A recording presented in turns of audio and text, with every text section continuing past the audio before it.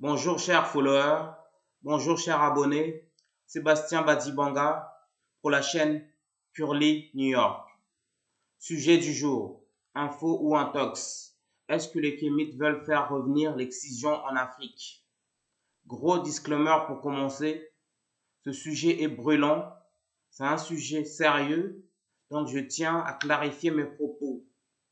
Il y a cela 8 à 9 mois, j'ai participé à un live sur la chaîne de Jean Soubayo et les droits. Dans ce live, j'ai tenu des propos qui ont été mal interprétés. J'avoue, je me suis mal exprimé. Donc, pour être clair, je suis contre l'excision. L'excision est une pratique barbare qui tend à réprimer la sexualité des femmes. Cette pratique n'a plus lieu d'être. C'est une pratique ancestrale qui consiste à faire l'ablation d'une partie ou de la totalité du clitoris et qui consiste à coudre les lèvres du vagin. Et je suis fermement opposé à ce genre de pratique car il s'agit de la barbarie. Tout cela à cause des hommes qui sont frustrés et qui veulent enfermer les femmes et qui se sentent intimidés par la gente féminine. Donc, plus jamais ça, l'excision doit être interdite dans tous les pays qui la pratiquent. Donc, commençons par définir c'est quoi l'excision. Donc, si on se fie, désolé, à la définition qu'on trouve sur Wikipédia notamment, l'excision, c'est l'ablation des organes génitaux féminins. Cette ablation partielle ou totale du clitoris consiste également à coudre les lèvres du vagin afin de empêcher les femmes à avoir des relations sexuelles. Qui a ramené l'excision en Afrique? Il faut savoir que l'excision est une pratique du Moyen-Orient qui est arrivée dans le continent noir par la colonisation arabo-musulmane ainsi que la colonisation occidentale. Pour preuve, l'excision est pratiquée principalement dans des pays africains de confession musulmane comme le Mali ou le Sénégal par exemple, et elle était pratiquée notamment au Kenya chez les Maasai. Donc, si on se pose la question si les kémites en fait veulent faire revenir l'excision en Afrique, c'est totalement faux. Pour commencer, les kémites ne représentent même pas 1% des Africains.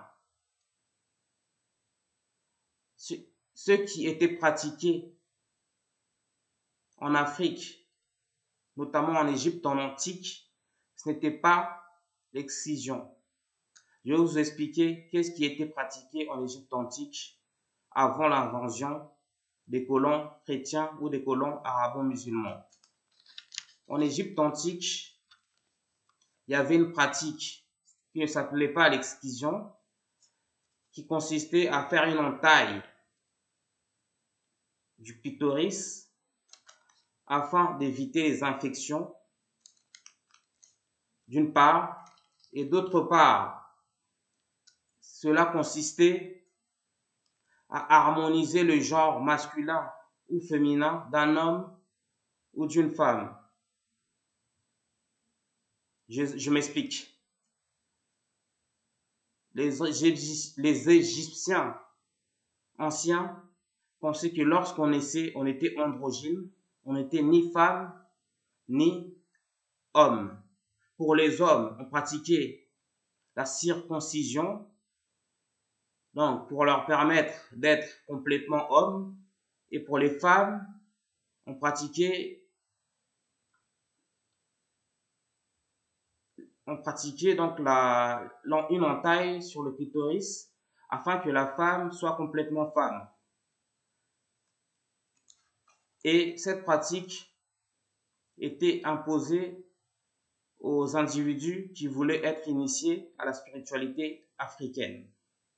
C'est une pratique qui peut être dénoncée et moi-même, je pense que on devrait interdire cette pratique qui est pratiquée notamment dans des milieux kémites.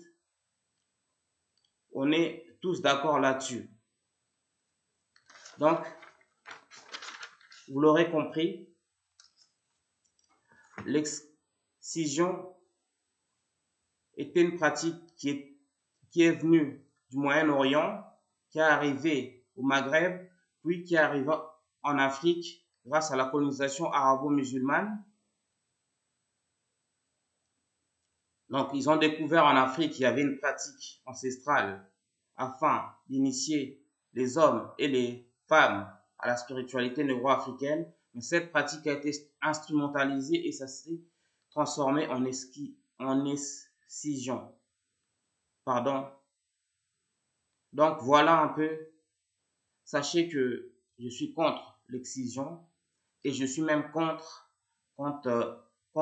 cette pratique qui est pratiquée dans des milieux kémites afin d'initier les adeptes. L'excision, c'est pas n'importe quoi, c'est pas une blague. C'est un sujet brûlant et elle doit être interdite partout en Afrique, partout dans le monde.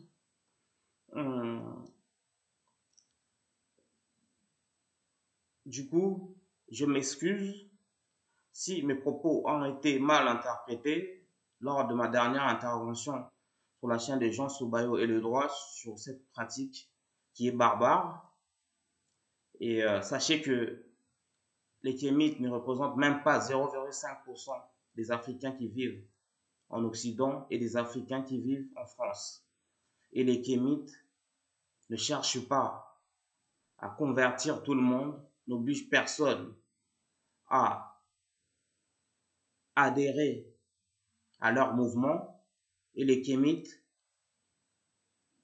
ne cherchent pas à exciser toutes les femmes du monde. Donc, il ne faut pas confondre l'excision et la pratique de l'entaille qui est un peu répandue dans les milieux kémites.